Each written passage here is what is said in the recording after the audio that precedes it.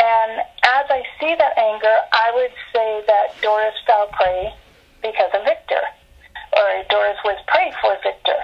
I don't think they ever were going to get back together. There's no form or anything in this mist. It's just it's also a rectangular shape. And because I'm walking so fast, before I know it, I'm actually in the mist. Mm-hmm.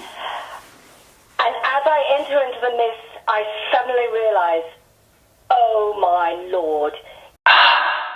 Hey, Darcy, welcome. Are you excited about doing our very first podcast of Seeing Dead People?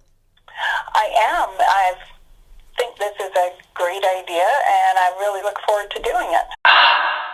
Welcome to Seeing Dead People, the slow burn storytelling podcast where our host, Nicola, challenges her psychic friend Darcy to communicate with the dead and unravel historical ghost stories, unsolved true crime mysteries, and all things paranormal. If you want to be spooked, amazed, and entertained, stick around for an astonishing, deep dive convo with the spirits on the other side. And now, Radio Sydney presents Seeing Dead People, Episode 1, The Woman Who Haunts the Links. This tale of the haunting of the Victoria Golf Club in British Columbia contains all the elements of a tragic and spooky paranormal story. A young couple, a jealous rage, a brutal murder, a shocking suicide, and the continuous appearance and manifestations of a ghost on one of Canada's premium heritage golf courses. So Darcy, I sent you several photographs. The first is a grainy black and white newspaper photo of two faces, Doris and Victor Gravlin. The second is also black and white and shows a large, Tudor-looking building. The third is a closer black and white shot of that building. Photo number 4 is a modern pic of a sunny day on a lush green golf course with ocean, sailboat, and an island in the mid and backgrounds. The fifth photo shows a rocky beach at dusk, and the last and sixth pic is a spooky night shot of a golf bunker. Okay, here's the story's setup. It's the fall of 1936, a momentous year worldwide. King Edward VIII abdicated the throne of Great Britain to marry Wallis Simpson. Jesse Owen astonished Hitler and the world by winning 4 Olympic gold medals, and the residents of Victoria, British Columbia enjoyed glorious sunshine and a cornucopia of colorful autumn flowers. On September 22, 1936, Private Nurse Doris Thompson Gravlin fingers a creased letter, folds and tucks it away in a desk.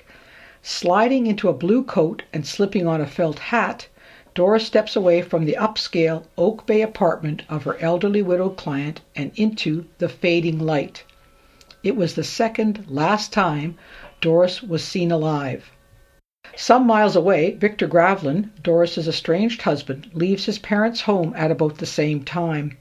Once a successful sports journalist with the local newspaper, Victor's alcoholism has ruined his health, his work ethic, and 2 years earlier, his marriage.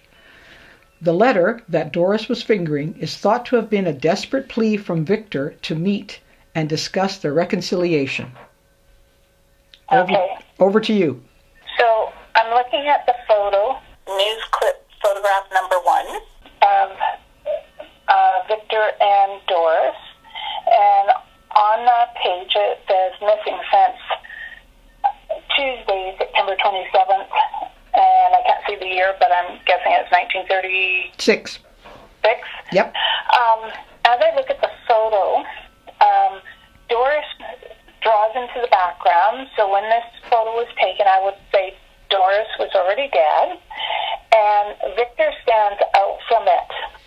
Now, you can't see much about their face or anything because it is a grainy shot and right. stuff. Yeah. But I would say at one point Victor was very an extrovert. Yeah.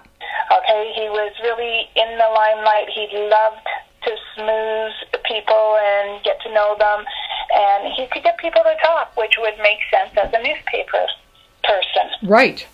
When I look at Doris, I find someone who's a little bit more reserved, and I always find that people who are reserved tend to have a very passionate side to themselves that that they don't allow society to see. Mm-hmm. As I also view the picture, I would tell you that Doris died first, and then Victor died after her. And that because when I look at Victor, not only do I see that happy-go-lucky person, but I see all the anger inside of him. And as I see that anger, I would say that Doris fell prey because of Victor, or Doris was prey for Victor. I don't think they ever were going to get back together. As much as she may have adored him and loved him, he soured her in more ways than one, because there was always a promise. And my other impression of this is, given back then I realized clothes were, women dressed a lot different than we do nowadays, but I would have said he beat her because her clothes hide the bruises. Now, these bruises, the feel of it could be spiritual bruises as well as physical, but I would have said there was violence in this relationship. Okay. Okay. Now, the White House, which I thought was a lighthouse, it's a long shot of the clubhouse, photograph number 2. I'm thinking at one point it might have been a residence. I'm not sure what it is now, but it reminds me very much of Bushart Gardens, where you could dine now, so it might have been a diner. I'm not 100% sure. But when I look at this, I feel as though there's several people buried around this property. Okay, it's got a very strange vibration to it, one that sort of makes me feel like the hairs on the back of my arms are standing up, and this may be the very last place that either Doris was seen or Victor was seen, because there is definitely a connection to the two of them. Okay. Now, as I move on, and I don't know, does the house pertain to the golf course? Because when I'm looking at the golf course, I keep feeling that the first 2 shots you gave me, I'm not really picking all that much up on. But when I move down to number 6, the night shot of the golf course is the one that showed really where it all took place. Okay, so you're saying it all took place at the bunker. That's the night shot. Yes. Oh, cool. I feel as though there's someone buried in that golf course, like there should be a body in there. Okay. And then when I look at the beach, I keep feeling that that the death must have occurred at the beach and or at the golf course. That's where I feel. And I also feel very much as though I'm still reaching out, looking for conclusion to what happened. Okay. And that is what I'm picking up from it. Well, you're picking up a lot of stuff that is very relevant. So I will continue on, and you'll get a sense of how close you are. So that evening, the 30-something couple are noticed walking the gorgeous and manicured grounds of the Victoria Golf Club. But even to a casual observer, all's not well. It's nearly dark, and in the failing light, Victor leans closely, speaking urgently, while Doris appears uncomfortable and stiff. The pair are never seen alive again. At 9 o'clock, a rising scream shattered the night, according to a claim from a startled neighbor who lived alongside the golf course. After 48 hours with no word from either Doris or Victor, both families reported them missing. 5 days later, a caddy searching for golf balls near the 7th fairway finds something much more interesting: a pink sweater caught under a log on the beach. And wearing that sweater was the body of Doris Gravlin, still dressed, but missing her blue coat, white shoes, and felt hat. After examining her badly beaten corpse and damaged throat, local police determined that Doris had been throttled to death and hauled from the golf course onto the wild, rocky beach. Her body was then covered in plant debris in a deliberate attempt at concealment. A widespread manhunt involving police officers from 4 municipalities and the provincial government failed to find Victor. Some said he had escaped by pretending to be a woman while wearing Doris's coat and hat. Whatever the facts, the truth was Victor Gravlin had vanished. A month later, a horrified fisherman discovered Victor's bloated body floating face down and tangled in a bed of kelp just off Victoria Golf Club's 9th fairway. some rope, and Doris's missing shoes were discovered in his pockets. Authorities finally determined that he had died a month earlier, about the same time as his estranged wife. Police concluded that Victor had strangled her to death, dragged her to the beach, covered her body, and then committed suicide by drowning. The investigation was closed. Oh my God. Okay? And the building is the clubhouse for the golf course. Well, there's a few more bodies around that clubhouse. Well, it's interesting that there are whispers of more phantoms, more ghosts, more spirits that are around that golf course, but today we're focusing, of course, on Doris and Victor. So I'll put you on a little bit of a spot here, Darcy. Whose ghost are we seeing on the golf course? On the golf course itself, number 6, it's a toss-up, because when I look at the golf course, I would say that it's both of them right there to begin with, especially over to, like if I'm looking right at the golf course, so to my left is, I believe, where the actual death occurred. Okay. And then I feel like you said drag, and I agree. I feel like I'm dragging, actually I feel like I did a fireman's lift. And I've walked through there.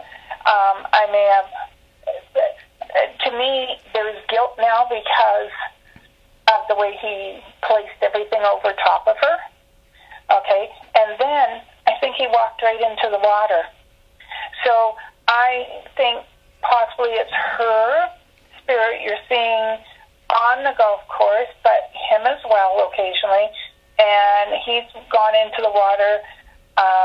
And it's interesting because when I look at the picture, and again, if I look to my left of the picture, there's a little spot there that would say that's where they found her. Oh, really? Yeah. Oh, cool. It's like I can see sort of like an image. Number 5. Right, the Gravelly Beach. But I can see the water moving as though, Moses made the water divide, and that's exactly, I see the water like if someone's walking into it, and you know how the water swirls? Sure. When you walk into it? Well, yep. That's what I'm seeing. So she may have been watching him kill himself. But she had been killed herself, correct? Yes. So, she definitely was murdered. So in the afterlife, immediately afterlife, she's watching Victor walk into the sea and commit suicide. Yeah. Well, what happens is 4 weeks later, a local fisherman sees a figure, but didn't think much about it until she started to move and floated above the bushes, not walking and then melting in the dark, and he was quite close to the golf course at the time. Since then, there have been hundreds of sightings of a glowing white figure emerging from the beach and then floating down the 7th fairway. Sometimes they find footprints in the bunkers. Especially in April, this ghost is seen, and often after that bell is rung 3 times at midnight, this ghost will appear. Sorry, if you actually look at the picture with the golf course, you can actually see footsteps. Interesting part is they should have gone over a little more, because that's actually where it happened. It's over a little more. Oh, really? I think he actually was going to bury her in the sand to begin with. Ah, okay. Well, those photographs that I've found are just photographs of the locale. They aren't the photographs, unfortunately, that might have been, thought to be taken at 1936. So we really don't have an exact locale of that fairway at the time. Well. But it's close enough, obviously, for you. Yeah, it was very close, and as much as the bell is there, I don't find, for me, much significance for the bell. Okay. But the standing at the golf club itself. Yep. I feel like they were either inside it before they came out, and their picture, like the energy that came off the picture, was really amazing about the anger from him and withdrawn from her, but the need to, part of her really wanted to reconcile. Oh, so okay. I don't believe he would have convinced her. but she was so tired of being disappointed because my impression is that he's been accused also of having other women. So I think her disappointment of that was so strong that there's no way they could have got back together. Well, let me tell you about some of the manifestations that have been noticed on the golf course. So they include things like globes of spectral light, a feeling of doom, an extremely icy wind, a fast-moving figure in a sheer white dress, a cold mist that some people drive into or drive through and have a sense of someone touching their face as they're driving through the mist. She's known as the April ghost because for some reason she's often seen in April. The Oak Bay ghost, of course, because it's in the Oak Bay municipality. The Watcher, and the ghost of Golf Course Point, which is logical. Sometimes she's wearing a very old-fashioned brown suit of the time. Other times this long white gown, which seems to be much more common, I think, with her arms outstretched. She's sometimes seen walking along this road that runs through the golf course, and she walks straight through cars, sometimes straight through people, leaving them cold and terrified. And she has been known to grab people's hands. She's been seen both by individuals and by groups, which I think is kind of unusual.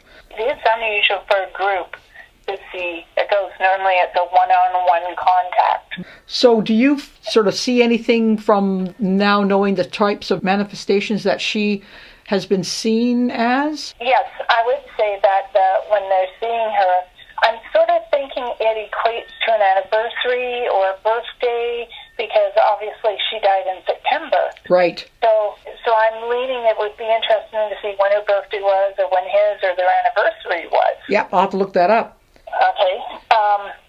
I would say when she takes the hand, it's like she's trying to get someone to recognize her, and she may even be trying to move on, but it was so not what she expected, that suddenness of the death, that maybe she just hasn't let go. So I'm really surprised no one has actually tried to help her pass over. Doesn't mean she can't come back, but that as you talk about her, what I feel is that, you ever been so disappointed in life you got that hollow feeling inside of you? Sure. Okay, that's what I'm feeling. The emptiness, maybe she's not aware. She may have seen him walk into the water, but I don't know if she realized he died. Well, how could someone help her cross over?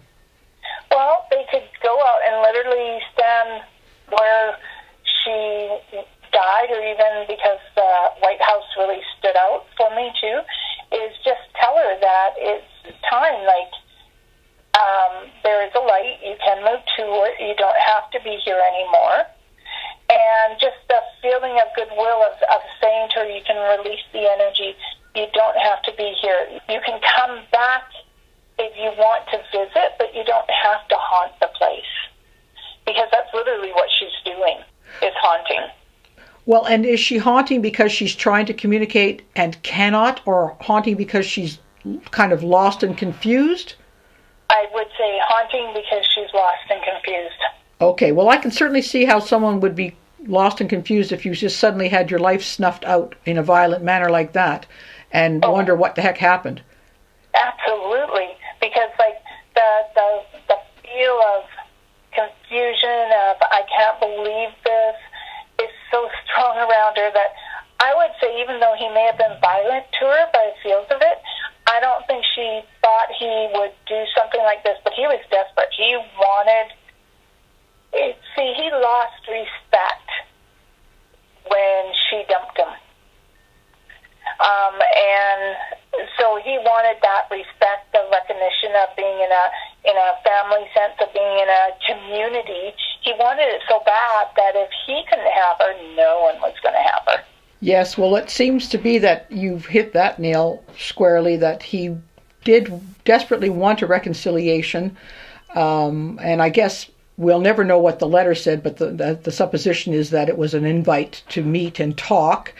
And because he was a sports journalist and a sportsman himself, he loved golf particularly, and it's such a beautiful location. I guess that's one where they spent a lot of time. So she would have been, I think, lulled into going to see him, perhaps, as you say, with her own wanting reconciliation, but being a little bit hesitant about it.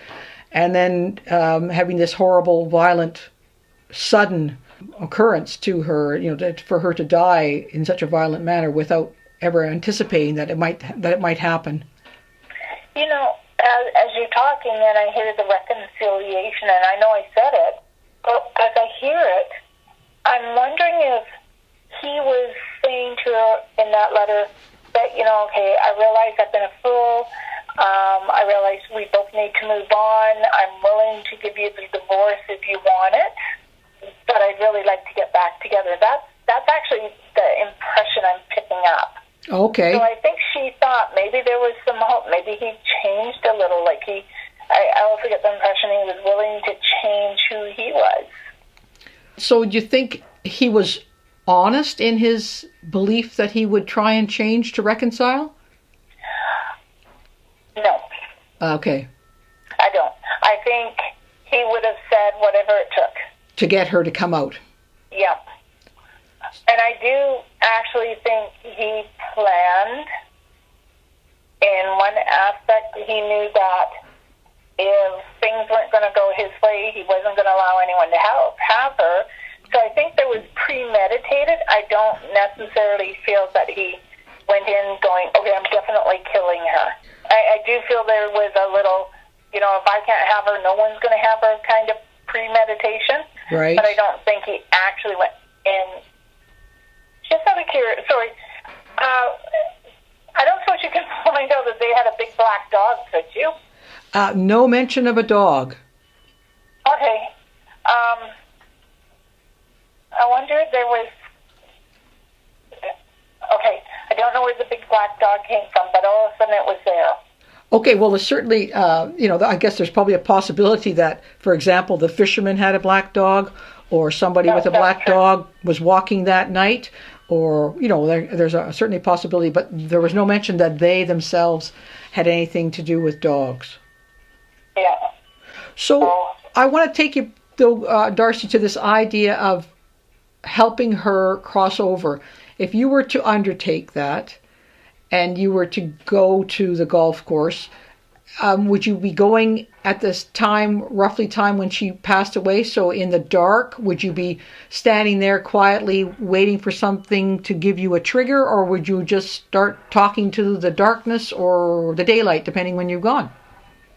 Well, I actually don't wait till the time they pass. Okay. And I have had a few people I've helped pass over. Ooh. What I do is I'll find a space, like I would like to be in the area that I believe they are. Yeah. And if I can, I'm there. If I'm not, then I visualize in my head a burning candle. Okay? And I see the flame, and I see it getting bigger and bigger, and I start talking to the person by name, and I'll talk to them, I'll explain that they've died, and that it was, and I'll tell them if it was a violent death. I don't believe lying to them is going to make them any better. Mm-hmm. And I'll tell them what I'm feeling about the anguish for themselves, as well as for maybe the way the person was feeling. Like he didn't really want to do it, but he felt compelled. He was at his wit's end. And I would say all this to her, and then I would say that there's people who love her waiting for her on the other side. And that is, I have a candle burning. Sometimes I'll visually light a candle so they can see it, but a lot of times if I can project my image in my head, they can see it, and I tell them, just follow the light. You're going to see the sky open, and you'll see a heavenly light, and I'm not joking, you actually do see that heavenly light. Oh, neat. You can go towards it, and you'll start seeing the little globes all around it, and people coming towards you to take your hand and help you cross. And it doesn't mean she stays there forever. She can come back and visit anytime she wants. It's just that anguish that I feel, that emptiness, the hollowness that I'm feeling gets filled. Well, are you actually speaking out loud when you're doing this, Darcy, or are you doing this in your head? It all depends. If I'm by myself, I tend to speak out loud. Good. Okay? Because if there's a group of people around me, unless they expect me to do it, okay, then I tend to do it in my head, unless they expect me to talk out loud. And if people have hired me to, literally, I'm performing a funeral. Okay. And I invite them, as well as the person who has died, to look to the light, to feel the love that draws them towards it, and allow them to pass. And because on top of everything, even though I am a psychic medium, I'm also an ordained minister and baptized into Anglican Church. Okay. So I feel when I got my ordained minister, it wasn't to go out there and do a whole bunch of stuff with it. It was mainly to help spirit realize or to recognize that image, because there's a lot of religious spirits who have died. And so unless a priest or someone's doing it, but as an ordained minister, they seem to be able to draw towards it and move to the other side. Oh, okay. That's very interesting. I didn't know you had that extra little string to your bow. Oh, I have more strings to my boat than you realize. I'm sure you do. I would be interested, though, later down the road, finding out who the other dead bodies are. Well, I'll have to start doing some more research on the Victoria Golf Club to see if we can find out if there are any more. That's cool. Well, I think your insights have been very intriguing and pretty exciting to hear. Okay. Do you, by any chance, know if they had children? My instincts will say no. They had one son. They did have a son. Yes, they did. And the child lived, when they were separated, the child went to live with her parents, whose name was Thompson. So they weren't with her. And she was, in some reporting, she was living with her client in Oak Bay in this apartment. And other reporting, she was living with her parents. He was living with his parents. So the information is not 100% the same. Okay, so that's why I don't feel the child, because he wasn't living with her. Yeah, exactly. He was with the grandparents. He wasn't living with the father either. No, he wasn't. Because there's no essence of a child there. Okay, that's fantastic. That's so interesting. The nice part is the fact that their names were there, because that way I can talk to each one of them about their names. She, as I'm sitting here looking at her, she had a lot of secrets. Okay, I wonder what they are. He was like an open book, and she had secrets. Do you know any of them? I think, was she a nurse of some sort? She was absolutely a nurse. She was a private nurse, and that's where she lived with this client. Yep. Yeah, because I would say that I might actually look to see how many patients died around her. Are you thinking she was not a great nurse? Well, she may have been one of those Nightingale nurses. Yeah, that helped people that she felt should go on. Yeah, that wanted to, yeah. Oh, that's a good twist. I know. I mean, there's secrets. If you just look at her picture and her lips are pursed, the fact that she's wearing a shirt all the way up to her neck,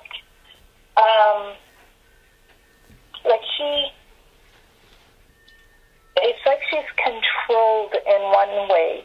Now, that could be partly because she always tried to please people. And then you look at him, and he's like, hey, here I am, I'm good looking. There isn't anything I couldn't do, but there's a little secret behind his eyes, Mm-hmm. And it's just, you just look at them and you think, how the hell did these two people get together? Those are the mysteries of life. I know. And of love, I guess. Yep. Thanks, Darcy. I think that's been an amazing episode. Fascinating. Not only did you nail the fact that Doris was killed by Victor, but that you knew that Victor killed himself immediately afterwards. I think that's astonishing. So congratulations. You really nailed this story. Well, thank you for actually sharing the story with me and everyone after the fact, because when I talk to Spirit, I'm never 100% sure they're giving me the accurate picture, but in this particular case, it was like having a little movie play in my head. So I love talking to dead people because you never quite know what they're going to say. Wow. So just quickly, I have to ask you, when you say a little movie, do you actually mean you're seeing them and hearing them in your head, and you can, like, they're a physical presence in the image? Yes, and I can actually see a lot of times it could be a black and white image, but at other times it's almost a colored image of, and I can smell whatever's, like if someone's smoking, I can smell it, or I always like when they show me amber liquor, because then I have to decide, are they drinking or are they having tea? So sometimes I have to fill in the blanks, and it's like a little motion picture, and it's foggy on the edges, and other times they'll hold up flashcards, especially if they don't speak English. They'll actually hold up flashcards so I can see the flashcard. And what's on the flashcard? A word, a name, a picture. It all depends on how they like to communicate. And if it was in a language, would it be always in English? For me, yes, because my guides interpret what they're saying. Oh, I may hear it in their language first, so that gives me the clue, okay, they don't speak English. Right. So then it leads me, okay, what language is it that they're speaking? And then what they'll do is, and I'm geographically challenged, so when they hold up Europe, it's like, oh, people, there's so many dialects there, narrow it down. Right. Wow. So I'll actually ask questions in my head. Other times I like to ask the question out loud, because then you're hearing it, whoever I'm talking to is hearing it, so they know what I'm framing and what I'm looking for. Wow. As promised, before ending this episode of our Seeing Dead People podcast, Darcy has agreed to answer a listener's question. This one is from Wilma, who asks, do you actually hear a ghost speaking or just sense their words? The truth is, think of a radio, and you're turning the radio trying to find the next station, and in between finding it, you've got all that static going on. Okay, so that's what I begin to hear first, is static. Oh, okay. And then the static becomes a little clearer, and words will come out, people's names, and then I have to ask my guides to direct me. Is this the right person? Do I need to go in another direction? And so basically it's like listening to a radio and trying to find the right channel. So yes, it's a combination of things. Sometimes I hear their voices and it's like they're whispering in my ear. Other times it's like the cue cards, and other times it's just a flash of a word, a name, a sound in my head. Okay, that's fantastic. You know, Darcy, this is going to be so much fun, because in our future episodes, we're going to explore more and more about your psychic process, and I really can't wait. So thank you very much. Okay. And now, snuggle closer to your speaker. You're about to hear from Nikki, who believes she met the ghost of Doris Gravlin. And if that isn't enough, she had with her a large black dog who exactly matched the description of the one you'll recall that Darcy just asked me about. And no, Darcy knew nothing about Nikki, nor her experience. One quinky-dink too many, methinks. Hello, Nikki, and welcome to the Seeing Dead People podcast. I understand you have an amazing and relevant paranormal experience to share with us today. You've actually seen or touched the ghost we've showcased on this podcast episode. Can you tell me a little bit about your experience? Yes, I can. This happened, it was around about 1998, and I was out walking with my dog, and I would go and walk on the golf course, and it was duskish. I mean, I could still see, it wasn't dark enough that I couldn't see my dog. I could still see my dog, but it was evening time, and it was about maybe 7:30 in the evening. And I'm walking down by the bay there, just on the fifth, I think it's the fifth link. And my dog, who always just runs around fairly close to me, just suddenly took off up a hill, which was uncharacteristic of him. So I turned and was walking really fast up the hill. There's a stand of trees just up from the bay there. And as I'm walking up towards the stand of trees, as I'm walking, before I know it, I see this mist, and it's there's no form or anything in this mist. It's just it's also a rectangular shape, and because I'm walking so fast, before I know it, I'm actually in the mist. Mm-hmm. And as I enter into the mist, I suddenly realize, oh my Lord, this is not normal. And I have had paranormal experiences before, so I know that very unusual sensation, that sort of almost cold electricity. Mm-hmm. People say it causes the hairs on your head to stand up. Well, you do actually feel like this kind of electricity that is almost making all the hairs on your body stand up. And it's a very strange kind of electricity. It's not a warm electricity. It's a very cold sensation. But so there was that physical feeling, but it was the unbelievable oppression and sadness that I felt. It only took me I was maybe through the mist in 2 or 3 paces, but as I passed through, it was this glomping on of sadness into my soul, and a just incredible oppressive feeling of tragedy, and I realized that this was really not normal at all, and I walked really fast through it. Finally found my dog, who was way gone. So the dog had taken off. He had sensed something, and he had taken off and was way up the hill and gone. Mm-hmm. And I hurriedly left the golf course, but I had this continuing tremendous sense of sadness, in great depths of sadness and just oppression. There was no sense of it wasn't an aggressive thing. It was just this desperate sadness that kind of consumed me. And I didn't know anything about the golf course ghost at the time. Oh, okay. And I never said anything to anybody because I thought they'd all think I was totally crazy. Uh-huh. And I've had tons and tons of experiences in my life, and I've learned that you don't really talk about them because people label you as a nutter.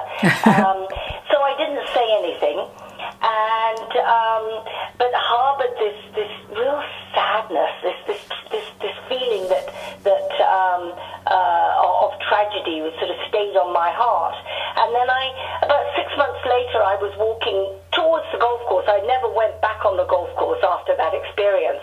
And I met a friend who has a lot of good psychic energy, and he asked me, where I was going, and he said, "Are you going to the golf course?" And I said, "Oh, no, I don't go to the golf course." And he said, "Oh, have you seen the ghost?" And as soon as he said that, I immediately knew that the ghost was female. Oh. Now, you've got to remember, I knew nothing about this ghost prior to that, other than my experience, and I hadn't shared it with anybody. Uh-huh. But then when my friend said, "Are you going to see the ghost?" I immediately said, "Yes, I've seen her." Ah. And I told him all about it, and of course, he completely understood and believed me. But I never went back to the golf course. And this sadness and this feeling that she needed help really clung to me, so much so that I actually approached my minister and actually told him about it. Oh. Wondering, whether I could go back and whether there was something that I could do. And he said no, but he could do an exorcism. And then I thought, oh no, this is all just getting too much, and I just didn't want to go there. Yeah. So I never followed up on that. But even to this day, I still have this. I've never gone back to that area, and if I do go back to the golf course, I kind of put on a sort of an emotional shield. I don't let myself be open. Okay. Because what happens when these things happen to you is because you're very open. And I had been, that night when I had seen this, I had been in that wonderful, not having any conscious thought, kind of meditative open space, enjoying my walk. And that's always when these things tend to happen. You open yourself up, and these spirits are able to connect with you. Right, you're available. I've never gone back and allowed that to happen since. I actually don't blame you at all, Nikki. It's interesting. It's actually quite fascinating what you're saying. And when you were describing going through the mist, I had goosebumps. You're describing pretty well to a T what I've read about and heard about the ghost on the golf course, the idea of the mist, the idea that it's female, that there's a tremendous sadness, that there is an oppression, that there's a need for help, that there's a coldness, iciness, and electricity. I mean, you've just hit all the other people's experiences, just hit totally on the nail on the head with them. And it's quite remarkable because our psychic Darcy, as part of our program, we're discussing this incident, this sad murder of Doris Gravlin. And Darcy's giving us her ideas of what the experience was like for Doris and for Victor at the time. And she says the same sorts of experiences, that she feels that Doris has this tremendous sadness, this overwhelming oppression, and this need for help. So it's remarkable how you are mirroring what Darcy is saying and what has been sort of the local lore on the golf course. Yes, yeah. It's she's unique in the fact that she really seems to be reaching out. Yes. Which is not often the case. I mean, I've definitely had other experiences, and there's not a reaching, there's just a presence. But this is different. Right. Well, one of the things Darcy has mentioned is she feels that due to the way Doris lost her life in such a violent and sudden and unexpected manner, that she's not able to pass over to the other side, that she's needing help to do that. And Darcy has talked about somebody needs to go and help her pass to the other side. And one of the possible future episodes that we're planning on doing is for Darcy and I to do just that. So if we undertake that, I will let you know. You may or may not wish to join us at the time. Thank you. Yes, I may. I will have to kind of steel myself and get myself into the right state, because it's when you're open and these things come in, it's quite it can be very alarming and quite scary. So, but I may well join you. Well, thank you. When you say that, it's very interesting, because I don't think I've experienced that kind of level of almost terror and that lingering level of terror that you've experienced. So I can certainly try to appreciate how you wouldn't want to open yourself up to it again. Yeah. Although I may do it well supported. Okay. Well, thank you very much, Nikki. I greatly appreciate you taking the time and letting us know what your experience was. I know it isn't easy to put your mind back into those circumstances. You're very welcome. And I hope Doris finds some peace. I do too. Thank you so much. You're welcome. If you've ever been to a hotel and wondered about people who came before you, you'll be riveted by our next spooky episode. We're calling The Dapper Spectre of the Empress Hotel. Thank you for listening to Seeing Dead People, where goosebumps are guaranteed. We would love to hear from you with questions for Darcy about her psychic process, or suggestions for other mystifying situations you would like us to investigate. Please shoot us an email to info@radiosydney.ca with Seeing Dead People in the subject line.